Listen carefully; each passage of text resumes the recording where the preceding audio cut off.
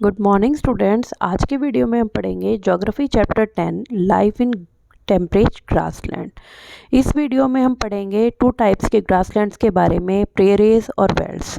सबसे पहले हम प्रेरीज के बारे में पढ़ेंगे। Prairies is drive from the Latin word pratum which means meadows. The temperate grassland called the prairie is situated in the mid latitudinal belt between the Tropic of Cancer and the Arctic Circle। ये जो area है वो mid latitudinal belt में exist करता है, जो tropic of cancer और Arctic circle के बीच में पड़ता है।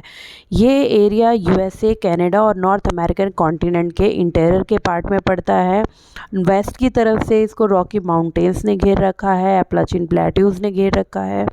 इसकी अगर हम टोपोग्राफी की बात करते हैं तो ये जनरली फ्लैट एरिया है जिसमें स्लोप्स, सिंपल स्लोप्स भी हैं, जेंटल स्लोप्स भी हैं, जो कि किसी ग्रासलैंड के लिए आइडल लोकेशन होती है। और यहाँ पर बिछी हुई ग्रास जो है वो एक कारपेट की तरह दिखाई देती है।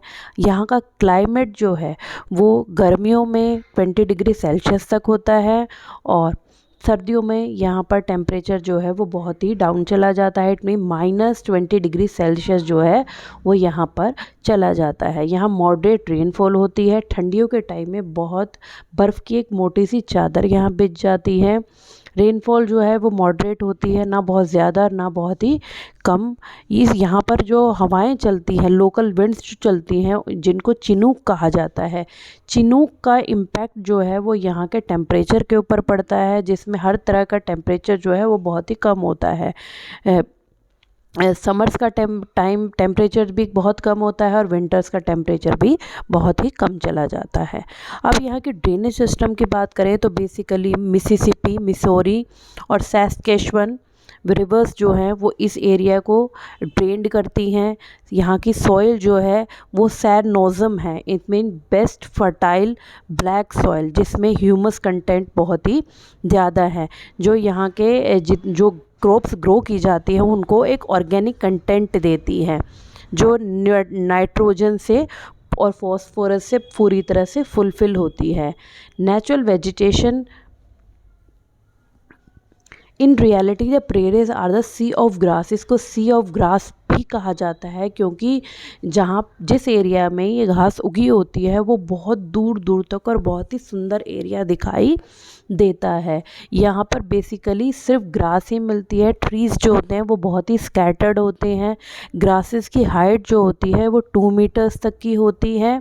यहाँ पर बेसिकली बिजन और अमेरिकन बफेलोज जो है वो मोस्टली एनिमल्स फाउंड किए जाते हैं। आज के टाइम पे बिजन जो है वो वहाँ पर प्रोटेक्टेड एनिमल है क्योंकि हंटिंग के थ्रू बहुत ही उनकी क्वांटिटी कम हो गई है, बहुत संख्या उनकी कम हो गई है। अब उनको बहुत ही ज़्यादा सिक्योर किया जा रहा है। एग्रीकल्चर एंड अदर एक्टिविटीज़, यहाँ पर प्रेरीज जो है वो बहुत बड़े बड़े फार्म्स में कन्वर्टेड है। यहाँ पर बहुत छोटे फार्म्स नहीं होते हैं। यहाँ रेनफॉल जो है वो 50 सेंटीमीटर्स तक होती है, जो कि किसी भी तरह की एग्रीकल्चर के लिए एक सूटेबल कंडीशन है। प्रेरीज की जो एग्रीकल्चर की जाती है वहाँ पर ज़्यादातर मॉडर्न टेक्निक्स का यूज़ किया जाता है, जिसके थ्रू वहाँ पर बहुत ही ज़्यादा प्रोडक्शन होती है।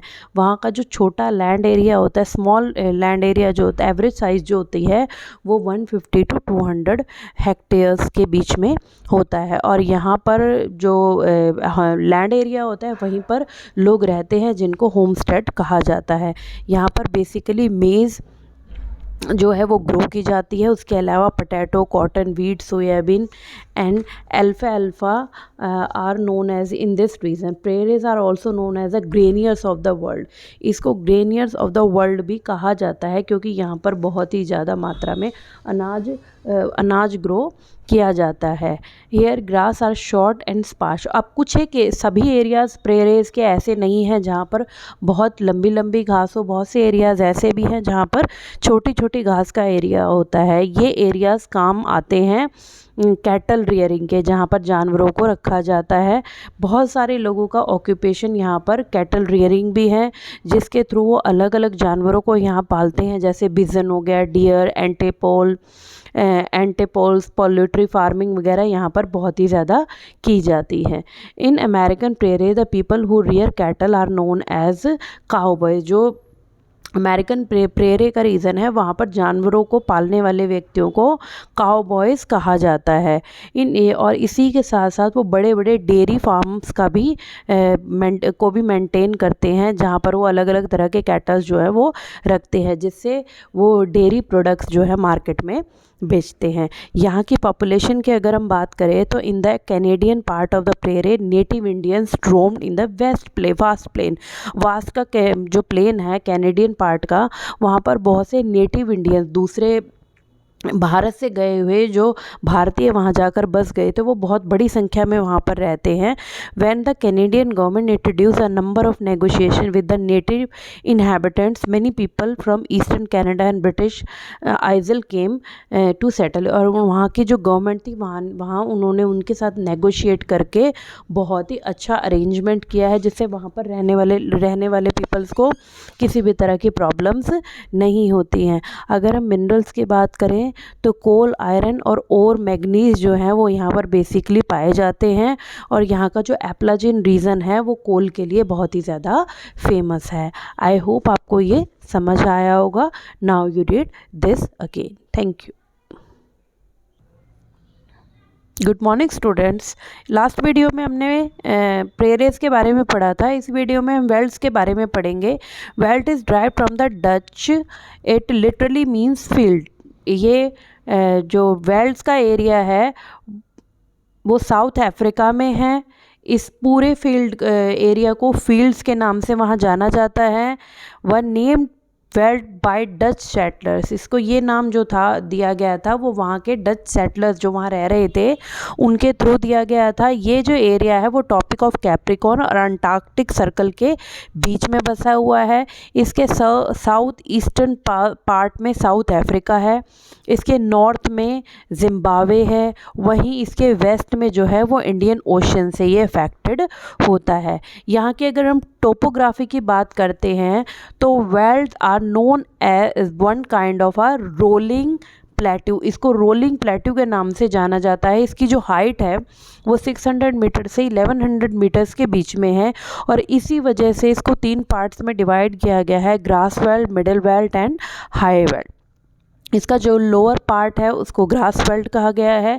The north eastern part of region is called the high veld and highest height of 1600 metre. और इसकी जो हाइट है वो हाई वेल्ड्स की 1600 मीटर्स के बीच में है। क्लाइमेट यहाँ की बात करें तो यहाँ का जो क्लाइमेट है वो बहुत ही ग्रेट एक्सटेंड रखता है। It experience mild climate throughout the year. Winters are cold and dry while summers are wet and cold. Temperature varies from 5 degrees Celsius to 20 degrees Celsius both in winter and summer. Winter और summer में यहाँ का temperature जो है वो इतना ही रहता है और जुलाई जो है वो इसका कोल्डेस्ट मंथ होता है। जोहानिसबर्ग जो है experience highest temperature 20 degree Celsius और जोहानिसबर्ग जो यहाँ का एक एरिया है वो हाईएस्ट 20 डिग्री सेल्सियस जो है वो कंटेन करता है। The amount of rainfall received by belt is controlled by the warm ocean current.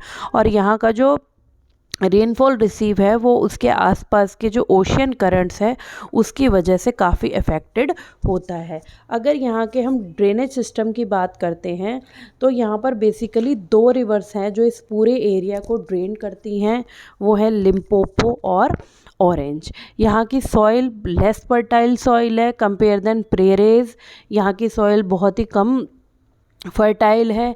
यहाँ पर केवल फॉडर क्रॉप्स जो हैं, फॉडर ग्रासेस जो हैं वही ग्रो की जाती है, यानी कि सिर्फ जानवरों को खिलाने के लिए यहाँ पर ग्रास ग्रो की जाती है। The soil of veld a variety of grasses are main natural vegetation of the. और यहाँ पर कई तरह की वेराइटी की ग्रासेस जो है वो ग्रो की जाती है। Red grass of the high weld grown in well drained soil. जो रेड ग्रास है यहाँ पर इसके हाई वेल्ड्स का जो एरिया है वहाँ पर ग्रो की जाती है। इसको स्वीट ग्रास भी कहा जाता है क्योंकि ये मीठी मीठी होती है, हल्की टेस्ट में। The veld also have fire and drought resistant tall grass. और यहाँ पर ऐसी ग्रास भी ग्रो होती है जो बहुत सूखी सूखी और फायर रेजिस्टेंट होती है, यानी कि जिनमें बिल्कुल तभी आग लग जाती है। In few part of the veld thorny bushes marula and acacia are found. कुछ एक पार्ट ऐसी हैं जहाँ पर थॉर्नी बशेज जो हैं वो ग्रो होते हैं। Lion, leopard, cheetah and kudu are the main animals of the veld. ये बेसिकली यहाँ पर पाए जाते हैं। Agriculture and other activities, potato, wheat, barley, oat, maize are basically cultivated in Weld region of for South Africa. Maize is the most significant crop of this region. यहाँ पर मेज़ जो है वो बहुत ज़्यादा ग्रो किया जाता है, इसीलिए इस पार्ट को मेज़ ट्रायंगल के नाम से भी जाना जाता है। Tobacco, sugar cane and cotton are major cash crops जो यहाँ पर ग्रो की जाती हैं। एग्रीकल्चर के साथ साथ यहाँ पर कैटल और शीप रियरिंग भी की जाती है। बहुत लोग जो है अलग अलग तरह के कामों में जुड़े होते हैं। यहाँ पर कैटल रेयरिंग के थ्रू बहुत बड़े बड़े फार्म्स डेवलप किए जाते हैं, जिससे वो डेयरी प्रोडक्ट जो होते हैं वो मार्केट में बेचते हैं। यहाँ की पॉपुलेशन की अगर हम बात करें तो human settlement can be found in the southern most part of the middle belt. Southern most part जो है मिडल बेल्ट का जो एरिया है वहाँ पर ज़्यादा पॉपुलेशन रहती है, क्योंकि वो एरिया जो है वो मॉइस्चर से फुलफिल है, जिसकी वजह से वहाँ पर काफ़ी हद तक खेती की जाती है। The eastern slopes of veld are also occupied by the people. और ईस्टर्न स्लोप जो है वहाँ पर भी लोग रहते हैं। They grow fruit orchards in this region. ये इस यहाँ पर फ्रूट ऑर्किड्स जो है वो ग्रो करते हैं। Pretoria, there are mining and industrial set. Pretoria यहाँ का जो एरिया है जहाँ पर माइनिंग और इंडस्ट्रियल सेटलमेंट्स है। पीपल जो है वो अलग अलग तरह की एक्टिविटीज़ में यहाँ पर इन्वॉल्व हैं।